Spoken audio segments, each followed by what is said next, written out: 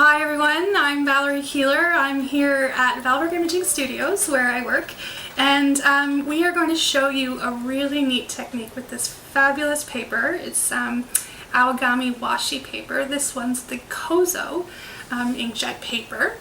I find, there's all kinds of ways to display your artwork, and I find people aren't doing it enough. It's staying on your hard drive, staying on your computer.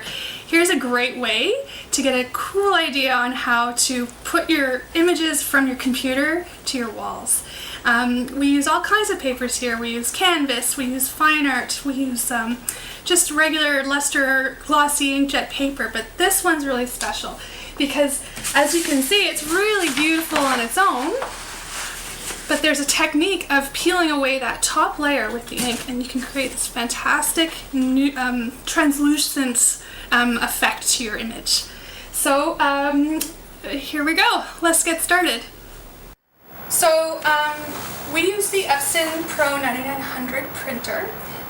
This paper came to us in a roll, it's a 44-inch roll. However, it can be purchased in sheet form. The paper itself is archival, as well as the inks. You want to keep in mind though, because we have to use our bare hands to peel this image, just make sure to wash your hands, get rid of all the oils on your skin. I do have this big border here. It helps for two purposes, so that I'm not touching the actual image as much as possible, and so I have some wiggle room when I'm peeling the paper away. What you want to do, I have my little razor blade here. Anything that you can grab, even a sharp pair of scissors. What you want to try and do is separate the top layer from the back of the paper. So it takes a little finesse, and I don't get too frustrated if I can't peel it properly from one corner, because I have 3 other corners to work with. Okay. And so you have to be very delicate. You have to be very delicate, yes. And you'll know when you've peeled that corner away properly. There have been times where I've peeled too much off the top, and I have just now, but I have 3 other corners to work with. The hardest part is just getting the paper initially separated from the back. What's your success rate, Val? Well, when I first started, it was about a 5% success rate, and now I'm at about a 95%. So it just takes a lot of practice, and if I had longer nails do help, it would be a lot easier to peel this away. There we go. Here we go. I've got it. Yay! So I'll just show you a little close-up there. So I finally peeled away one of the corners. So I'm going to set this aside. I don't need it anymore. Now what I'm going to do, I find it works better if you just get the whole border peeled away first, and then you can go peel away the image. So very carefully, you're just holding down lightly and pulling this taut. Okay, and very gently. So again, I'm just going all the way around, just very gently peeling that away. So you've gotten so used to doing this, you don't need the book, is that? Yeah, if I'm using a really if I'm using a larger image, I find it helps to weigh it down. But this is a small enough image that I don't really need that. What's the largest image you've printed on this paper? I think we did a 24 by 36, and that took me quite a while to peel. And it's gutsy because it's a large image, and there's been times where I've had the entire image peeled and I just have this last little piece, and of course that's where it tears. But again, it comes with practice and confidence and good nails. Good nails, although it's not a requirement, it probably helps just to have a little bit of sharpness. underneath there. Cause Have you ever tried to peel it with anything other than your nails? I have. I've used a ruler. I've used a thin piece of cardboard like this. I've used, what else have I used? I think I tried everything else except for my hands, and it tore all the time.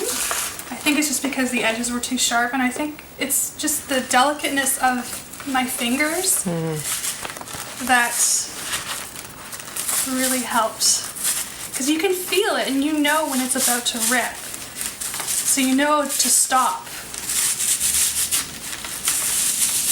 And as you can see, it starts to go a lot faster once I just get it, when I get my groove and when I start to peel away from the edge.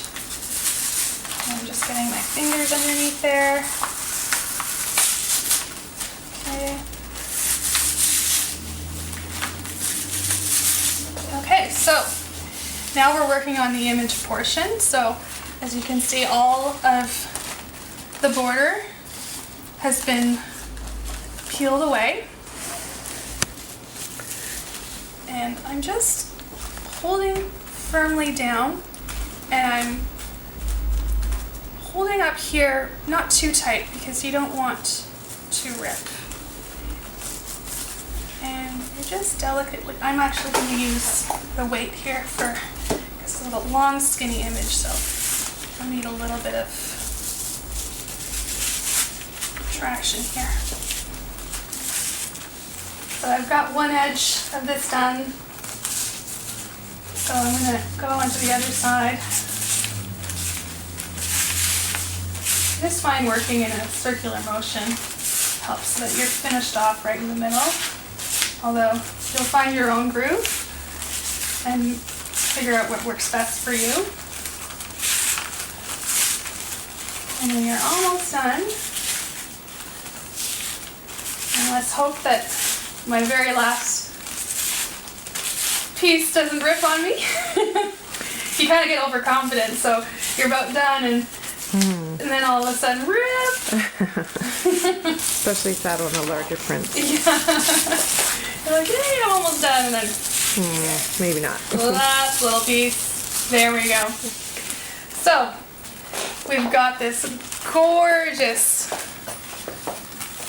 textured, translucent image, and as you can see, the majority of the ink has been removed from the paper. And this piece is actually a lot thicker than the top piece, and that's another guideline when you're peeling it away. If the top piece feels too thick when you're trying to pull it away, you're peeling too much.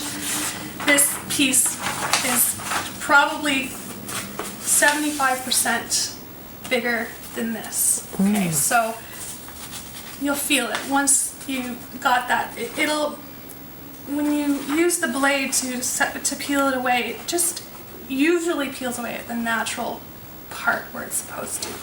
So that's why you got 3 corners to practice on. If you've gotten too far with the top peel, you can always switch to the other corner like I did. So I think this is a fantastic technique, just to give your image that extra little pop